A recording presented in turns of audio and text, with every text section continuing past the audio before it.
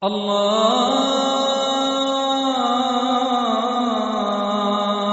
أكبر الله أكبر الله أكبر الله أكبر.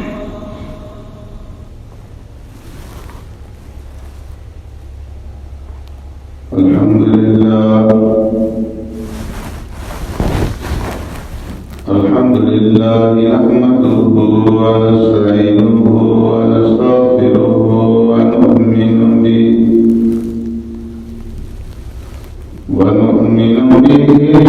ونتوكل عليه ونعوذ بالله من شرور أنفسنا ومن سيئات أعمالنا. من يهده الله فلا مضل له ومن يضلل فلا هادي له. ونشهد أن لا إله إلا الله وحده لا شريك له. ونشهد أن سيدنا وسندنا ونبينا ومولانا محمدا عبده ورسوله لا نبي بعده ولا رسول بعده. أرسله الله إلى كافة للناس بشيرا ونذيرا وداعيا إلى الله بإذنه وسراجا منيرا. أما بعد فقد قال الله تبارك وتعالى في القرآن المجيد والفرقان الحميد. فأعوذ بالله من الشيطان الرجيم. بسم الله الرحمن الرحيم. وما أرسلناك إلا رحمة للعالمين.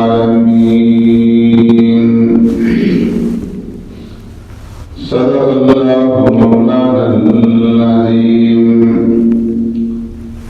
يا رب صل وسلم دائما أبدا على حبيبك خير الخلق كلهم. هو الحبيب الذي ترجى شفاعته بكل حول من الأهوال مقتحم. محمد سيد الكونين والثقلين والفريقين من عرب ومن عجم.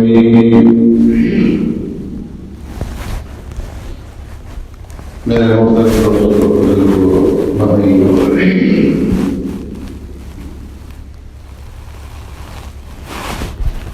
प्यारे पैगंबर सल्लल्लाहु अलैहि वसल्लम की सीरत तय्यबा के मौजू पर आप सल्लल्लाहु अलैहि वसल्लम की रहमतुल लिल आलमीन के मौजू पर गुज़िश्ता जुम्मों से गुज़ारिशात का सिलसिला चल रहा है। प्यारे पैगंबर सल्लल्लाहु अलैहि वसल्लम की ज़ात गिरामी के तमाम इंसानियत पर और तमाम आलिमों पर एहसानात हैं। हमें जो जिंदगी मिली है तो यह जिंदगी भी प्यारे पैगंबर सल्लल्लाहु अलैहि वसल्लम की रहमतुल लिल आलमीन की वजह से मिली। हदीस में आता है कि अल्लाह तबारक व तआला ने پیارے پیغمبر صلی اللہ علیہ وسلم سے ارشاد فرمایا لولاک یا محمد لما خلقت آدم، کہ اے محمد صلی اللہ علیہ وسلم اگر آپ کو پیدا کرنا مقصد نہ ہوتا تو میں آدم علیہ السلام کو پیدا نہ کرتا، اور آدم علیہ السلام پیدا نہ ہوتے تو انسان جو ہے وہ بھی پیدا نہ ہوتا ہے۔ تو جتنے بھی انسان ہیں ان کو جو زندگی ملی ہے، جو وجود ملا ہے، وہ پیارے پیغمبر صلی اللہ علیہ وسلم کی وجہ سے ملا ہے کہ اللہ تبارک و تعالیٰ نے آپ صلی اللہ علیہ وسلم کو پیدا کرنا تھا، اس لیے آدم علیہ السلام کو پیدا کیا، اور پھر آدم علیہ السلام سے انسانیت کا سلسلہ جو ہے یہ آگے چلا، اور وہ زمین کے اندر انسان جو ہے وہ آباد ہوئے۔ پھر انسانوں کو اگر پیدا کرنا مقصد نہ ہوتا تو اس کائنات کو اللہ رب العزت نہ بناتا ہے، اس لیے کہ یہ ساری کی ساری جو کائنات اللہ نے بنائی ہے یہ انسانوں کی خدمت کے لیے بنائی ہے۔ فرمایا کہ اس کائنات کے اندر جو کچھ بھی ہے یہ سارا کا سارا انسانوں کی خدمت کے لیے۔ فرمایا کہ خلقتم للآخرہ، یہ ساری کائنات ہم نے تمہارے لیے پیدا کی، اور تمہیں اس کائنات کے لیے نہیں پیدا کیا بلکہ اے انسانوں تمہیں آخرت کے لیے پیدا کیا گیا۔ تو اللہ رب العزت نے آدم علیہ السلام کی پیدائش سے قبل سارا اس نظام کو بنایا، زمین کو پھیلایا، اور زمین کو پھیلانے کے بعد اس کے اوپر پہاڑوں کا سلسلہ، اس کے اوپر جانوروں کا سلسلہ، جنگلات کا سلسلہ، درندوں کا سلسلہ، چاند، سورج، ستارے، یہ جو کچھ بھی بنا ہے، فرمایا کہ یہ سارا کا سارا آدم علیہ السلام کی پیدائش سے پہلے اللہ نے اس کو تیار کیا، اور آخر میں جمعے کے دن عصر کے ٹائم پہ اللہ نے آدم علیہ السلام کو پیدا کیا۔ تو آدم کی پیدائش سے پہلے اللہ نے یہ سارا نظام بنایا، کس کے لیے؟ آدم کی خدمت کے لیے اور اولاد آدم کی خدمت کے لیے۔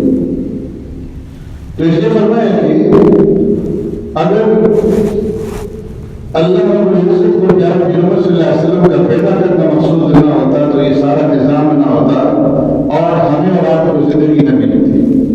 تو ہماری اور آپ کی جو زندگی ہے، ہمارے اور آپ کا جو وجود ہے، تو یہ پیارے پیغمبر صلی اللہ علیہ وسلم کی وجہ سے، اور زندگی سے بڑھ کر کے کوئی نعمت نہیں کہ انسان جتنا بھی دنیا کے اندر فائدہ اٹھاتا ہے تبھی اٹھاتا ہے کہ وہ زندہ ہے، اس کا وجود ہے۔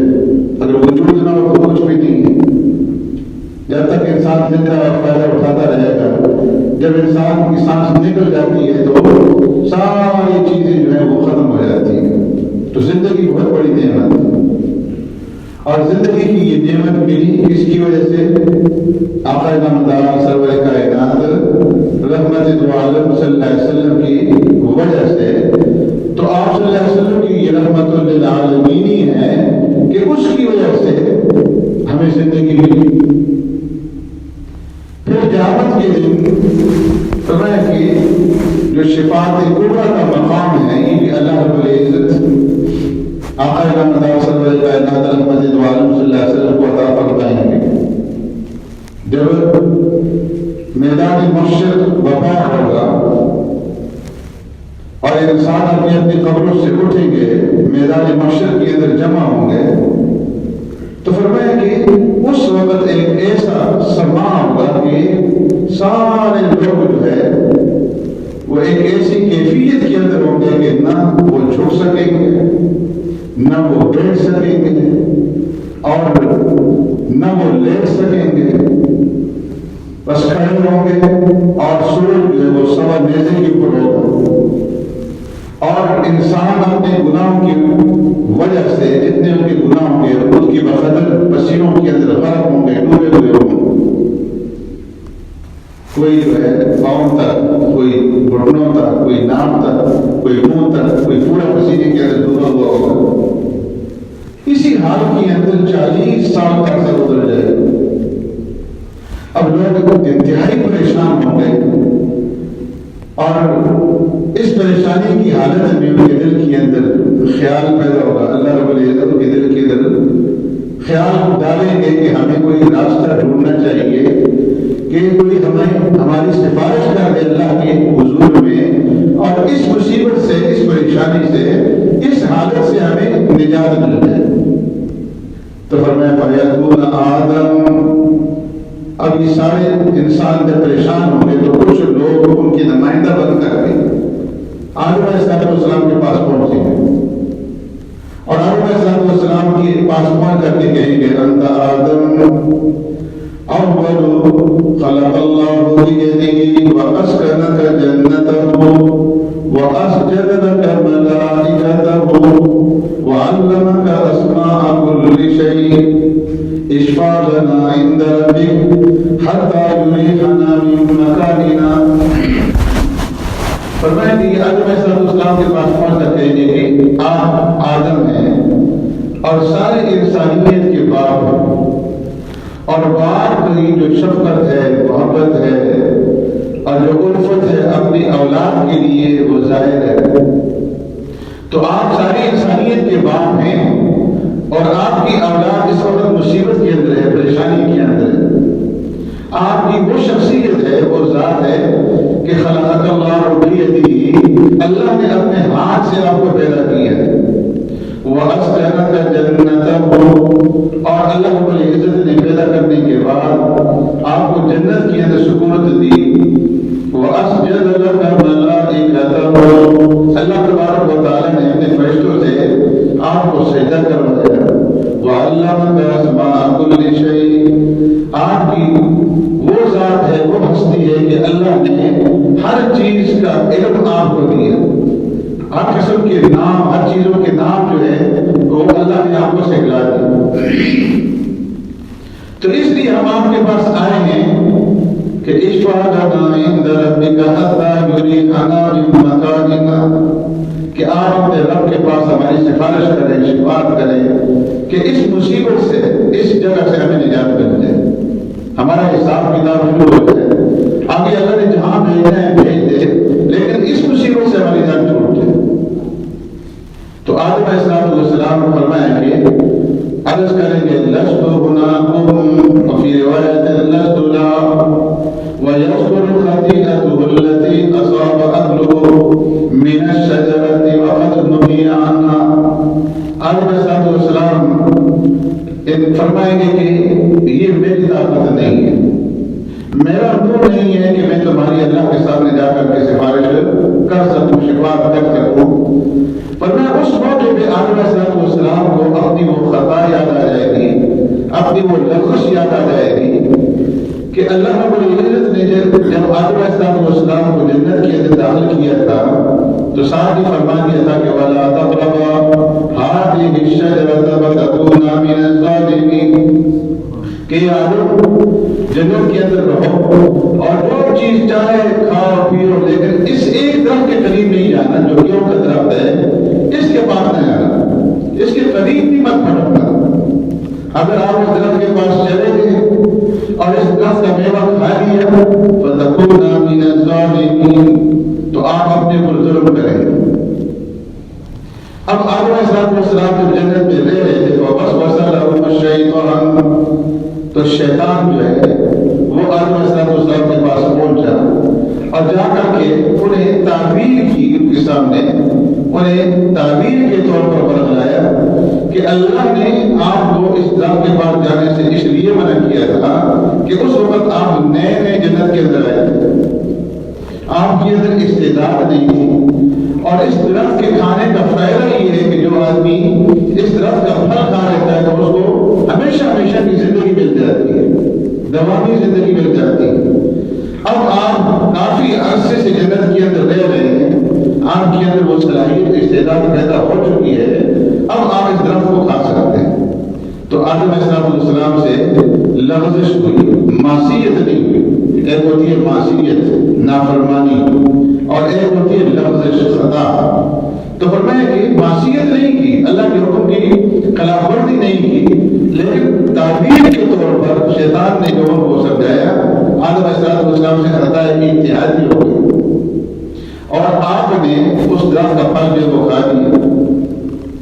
تو آدم علیہ السلام کو اس وقت افراطی وہ خطا یاد آ جائے گی، فرمایا کہ میرا منہ نہیں ہے کہ میں تمہاری اللہ کے سامنے جا کر کے سفارش کر سکوں۔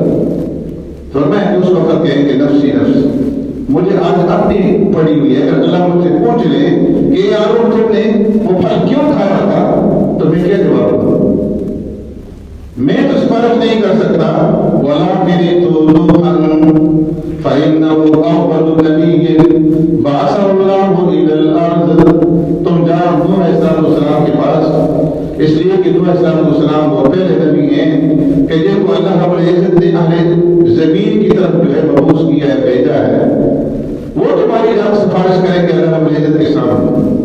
اب یہ لوگ نوح علیہ السلام کے پاس آئیں گے، فَيَأْتُونَ نُوحًا فَيَقُولُ لَسْتُ هُنَاكُمْ۔ نوح علیہ السلام کے پاس آ کر کے وہ اپنی سفارش پیش کریں گے، درخواست پیش کریں گے، لیکن نوح علیہ السلام بھی انکار کر دیں گے اور فرمائیں گے کہ میں اس کی طاقت نہیں رکھتا، اہلیت نہیں رکھتا، میرا منہ نہیں ہے کہ میں اللہ کے سامنے آ کے تمہاری سفارش کر سکوں۔ وَيَذْكُرُ خَطِيئَتَهُ الَّتِي أَصَابَ سَوَالَهُ رَبُّهُ بِغَيْرِ عِلْمٍ۔ فرمایا کہ نوح علیہ السلام کو اپنی وہ خطا یاد آ جائے گی کہ نوح علیہ السلام نے بغیر غور و فکر کے اللہ رب العزت سے ایک سوال کر دیا تھا، اور وہ سوال کیا تھا کہ جب اللہ رب العزت نے نوح علیہ السلام کو حکم دیا کہ اے نوح اب میرا عذاب آنے والا ہے، 950 سال تک نوح علیہ السلام نے تبلیغ کی، لوگوں کو اللہ کی طرف بلایا، لیکن سوائے چند لوگوں کے 80 یا 82 آدمیوں کے کوئی آدمی آپ کے اوپر ایمان نہیں لائے۔ تو اس وقت نوح علیہ السلام نے اللہ سے درخواست کی کہ اللہ اب یہ لوگ ماننے والے نہیں ہیں، آپ ان کو تباہ کر دیں۔ اللہ نے حکم دیا کہ نوح کشتی بناؤ، اور جب کشتی تیار ہو گئی تو اس وقت اللہ رب العزت نے فرمایا کہ تم جو لوگ تمہارے اوپر ایمان لائے ہیں ان کو، اور جو تمہارے اہل ہیں، گھر والے ہیں ان کو، اور پھر مخلوقات میں سے ہر چیز کا جوڑا جو ہے اس کو اس کشتی کے اندر سوار کرو۔ لیکن اے لوگ یاد رکھنا، وَلَا تُخَاطِبْنِي فِي الَّذِينَ ظَلَمُوا إِنَّهُمْ مُغْرَقُونَ، کہ جو ظالم ہیں، جنہوں نے کفر کیا ہے، جو ایمان کے اندر داخل نہیں ہوئے، جب میرا عذاب آ جائے تو اس وقت پھر وَلَا تُخَاطِبْنِي فِي الَّذِينَ ظَلَمُوا، پھر مجھ سے ان ظالموں کے بارے میں سفارش نہ کرنا، خطاب نہ کرنا، اس لیے کہ إِنَّهُمْ مُغْرَقُونَ، میں ان کو غرق کروں گا، ڈبو دوں۔ اب جب نوح علیہ السلام کشتی میں سوار ہو گئے، اللہ کا عذاب پانی کی شکل کے اندر آ گیا، تو اس وقت نوح علیہ السلام کے جو بیٹے تھے وہ بھی کافروں کے ساتھ تھے، ایمان نہیں لائے تھے۔ تو نوح علیہ السلام نے بیٹے کو آواز دی، وَنَادَىٰ نُوحٌ ابْنَهُ يَا بُنَيَّ ارْكَب مَّعَنَا وَلَا تَكُن مَّعَ الْكَافِرِينَ، اے بیٹے آؤ ہمارے ساتھ کشتی میں سوار ہو جاؤ، ایمان لے آؤ اور کافروں کے ساتھ شریک مت ہو۔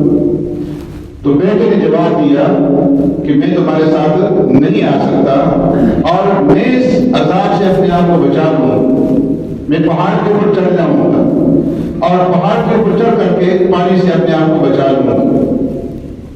ابھی یہ باتیں ہو رہی تھی کہ اتنے میں پانی کی ایک لہر آئی اور بیٹا اس کا غرق ہو گیا۔ تو نوح علیہ السلام نے بعد میں اللہ سے جب کشتی کھڑی ہو گئی تو اللہ سے سوال کیا کہ اے اللہ، ان ابنی من اہلی وان وعدک الحق وانت احکم الحاکمین، اے اللہ میرا بیٹا میرے اہل میں سے تھا اور آپ کا یہ وعدہ تھا کہ میں آپ کے اہل کو غلط نہیں کروں گا، اور آپ کا وعدہ سب سے زیادہ سچا ہے۔ تو اس وقت اللہ رب العزت نوح علیہ السلام نے سے فرمایا کہ قال يا نوح إنه ليس من أهلك إنه عمل غير صالح فلا تسأل بما ليس لك به علم إني أعظك أن تكون من الجاهلين. اے نوح تمہارا بیٹا تمہارے اہل میں سے نہیں تھا. کیوں؟ إنه عمل غير صالح، اس لیے کہ اس کے اعمال ٹھیک نہیں تھے، وہ کفر کے اوپر تھا اور اس نے ایمان قبول نہیں کیا تھا. اس لیے فلا تسألنی ما ليس لك به علم إني أعظك أن تكون من الجاهلين. جاہل والی باتوں کو چھوڑ دو اور جس چیز کے بارے میں آپ کو علم نہ ہو اس کے بارے میں مجھ سے سوال نہ کرو. تو نوح علیہ السلام کو اپنی یہ غلطی کا جو ہے احساس ہوگا، یاد آ جائے گی اور کہیں گے کہ مجھ سے اگر اللہ نے یہ پوچھ لیا کہ اے نوح تم نے مجھ سے وہ سوال کیوں کیا تھا تو میں کیا جواب دوں؟ اس لیے مجھے اپنی پڑی ہوئی ہے، اس لیے تم جاؤ. وَلَٰكِنِ تو ابراہیم خلیل الرحمن، ابراہیم خلیل اللہ کے پاس جاؤ کہ وہ اللہ کے دوست ہیں، وہ تمہاری سفارش کریں گے. لوگ آئیں گے ابراہیم علیہ السلام کے پاس تو ابراہیم علیہ السلام فرمائیں گے لست هناكم ويذكر ثلاث كذبات كذبهن. ابراہیم علیہ السلام بھی عرض کریں گے کہ میں نہیں کر سکتا. آج اللہ رب العزت جس جلال کے اندر ہے میں اللہ رب العزت کے سامنے میرا منہ نہیں ہے کہ تمہاری سفارش کر سکوں. اور ابراہیم علیہ السلام کو اپنے 3 غلطیوں کا احساس ہوگا جو بظاہر اصل میں جھوٹ نہیں تھے لیکن جھوٹ کی شکلیں تھیں. اللہ نے آج مجھ سے یہ پوچھے کہ ابراہیم تم نے جھوٹ کیوں بولا تھا تو میں کیا جواب دوں؟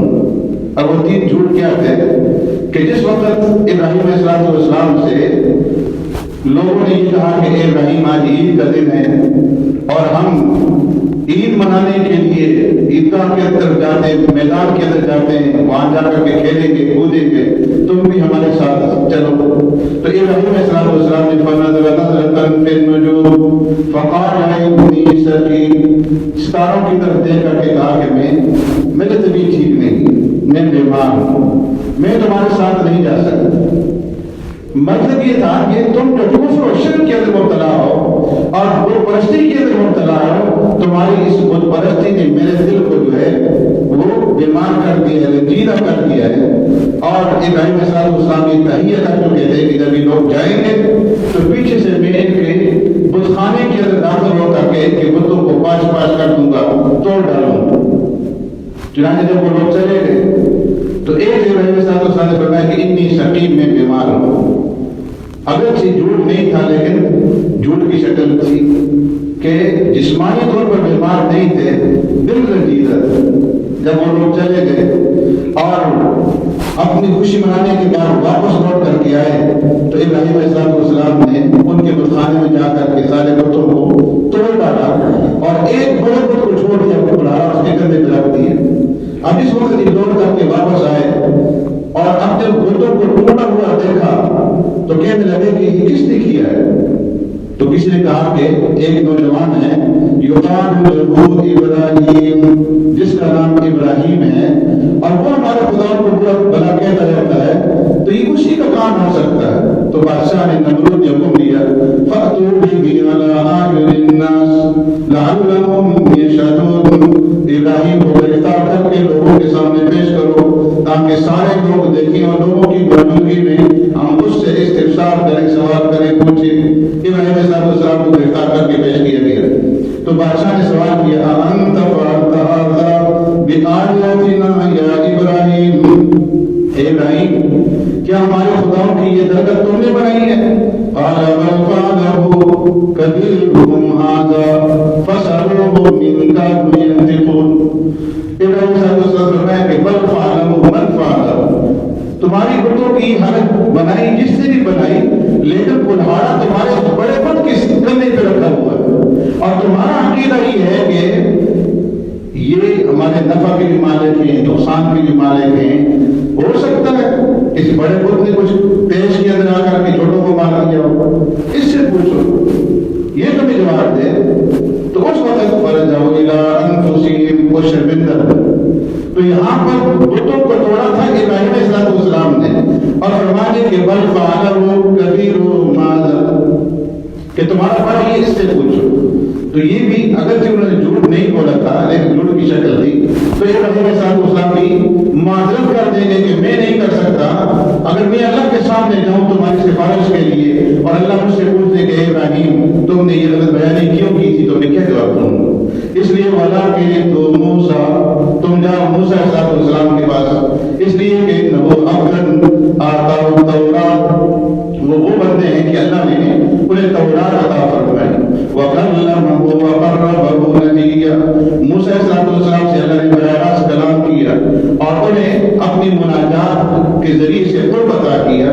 تو موسیٰ علیہ السلام کے پاس جاؤ، لوگ موسیٰ علیہ السلام کے پاس آئیں گے تو موسیٰ علیہ السلام کی معذرت کر دیں گے اور انہیں اپنی خطا یاد آئے گی کہ انہوں نے ایک قبطی کو جو اس کا تعلق آل فرعون سے تھا اس کو تھپڑ رسید کیا تھا اور اس کے نتیجے میں اس کی موت واقع ہو گئی تھی۔ تو وہ فرمائیں گے کہ اگر آج اللہ نے پوچھ دیا کہ اے موسیٰ تم نے اس کو کیوں قتل کیا تھا تو میں کیا جواب دوں گا؟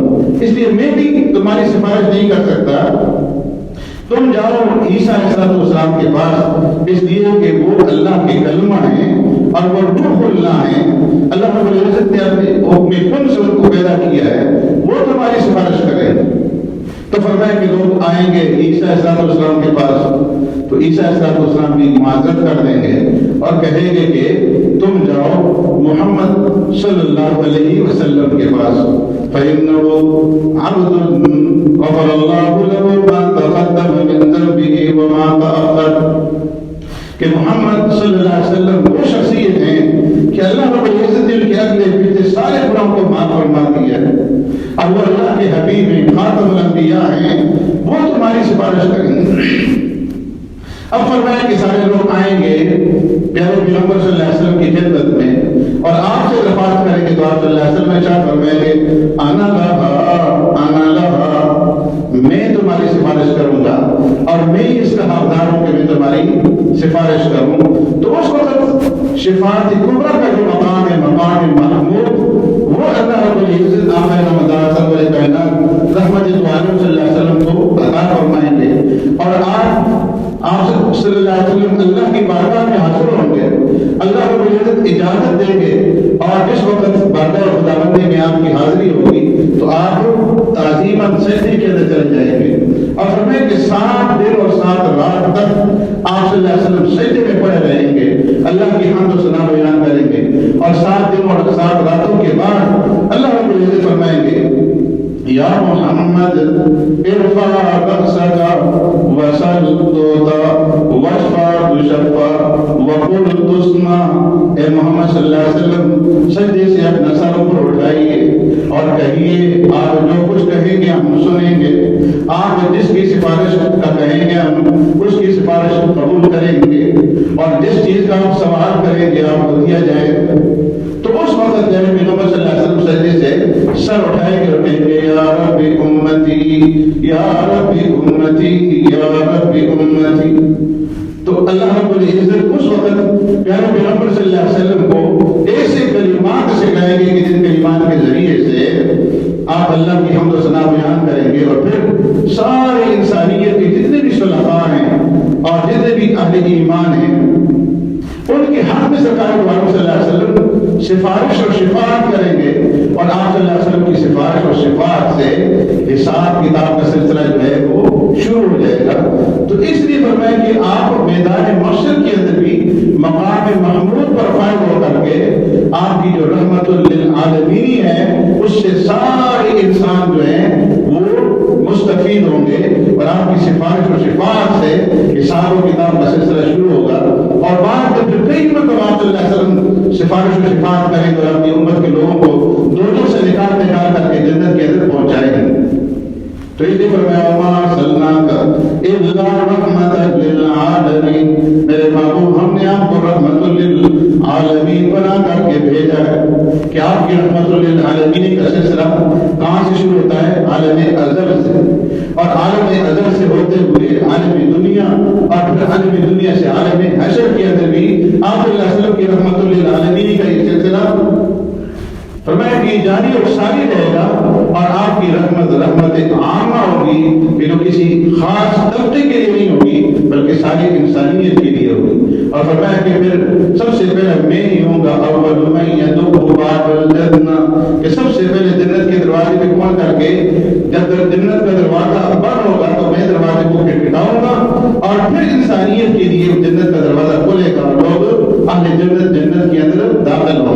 تو اللہ فرمایا وما ارسلناک الا رحمۃ للعالمین کہ آپ کی رحمت للعالمین حضرت سے شروع ہوئی اور جنتوں کے اندر بھی جاری و ساری رہے گی.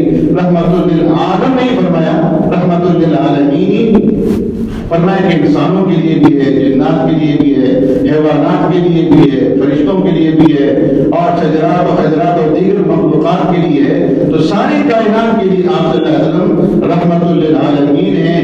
اور آپ صلی اللہ علیہ وسلم ہی کی مربوط منت ہمیں یہ زندگی ملی ہے. تو اس لیے جو اتنی بڑی ہستی ہو, فرمایا کہ ہمیں دنیا اور آخرت کی کامیابی اسی ہستی کی اتباع کے اندر ملے. اور اس کی پوری امت کا اتفاق ہے کہ بغیر نبی کریم صلی اللہ علیہ وسلم کی اتباع اختیار کیے ہوئے اگر کوئی آدمی یہ چاہتا ہے کہ مجھے اللہ کے ہاں مقام قرب مل جائے, اللہ کی محبت مجھے مل جائے, تو فرمایا ایسا کبھی نہیں ہو سکتا. اس لیے کہ اللہ نے خود راستہ دکھلا دیا ہے کہ اگر تم میرا قرب حاصل کرنا چاہتے ہو اور میرے محبوب بننا چاہتے ہو اور میرے محبت کا حصول چاہتے ہو, قل ان کنتم تحبون اللہ فاتبعونی یحببکم اللہ. میرے محبوب آپ لوگوں سے کہہ دیجئے ان کنتم تحبون اللہ, اگر تم اللہ سے محبت کرنا چاہتے ہو, فاتبعونی, تو محبت کا ایک ہی راستہ ہے کہ میری اتباع اختیار کر لو, میرے طریقے کو اپنا لو. یحببکم اللہ, تو اس کے نتیجے میں اللہ تم سے محبت کریں گے. وَيَغْفِرْ لَكُمْ ذُنُوبَكُمْ, اللہ تمہارے گناہوں کو معاف فرما دیں گے. اور فرمایا لَقَدْ كَانَ لَكُمْ فِي رَسُولِ اللَّهِ أُسْوَةٌ حَسَنَةٌ, تمہارے لیے ماڈل اور تمہارے لیے نمونہ کون ہے؟ اللہ کے رسول صلی اللہ علیہ وسلم, کہ اپنی زندگی آپ صلی اللہ علیہ وسلم کے اسوہ حسنہ کے مطابق گزارو گے تو اس دنیا کے اندر بھی کامیاب ہو جاؤ گے, قبر کے اندر بھی کامیابی ملے گی, اور عالم حشر کے اندر بھی کامیابی ملے گی. تو کامیابی کا صرف ایک ہی راستہ ہے آپ صلی اللہ علیہ وسلم کی اتباع کا. اللہ رب العزت نبی محمد صلی اللہ علیہ وسلم کی صحیح معنی میں ہمیں اتباع کرنے کی توفیق نصیب فرمائے. وآخر دعوانا الحمدللہ رب العالمین.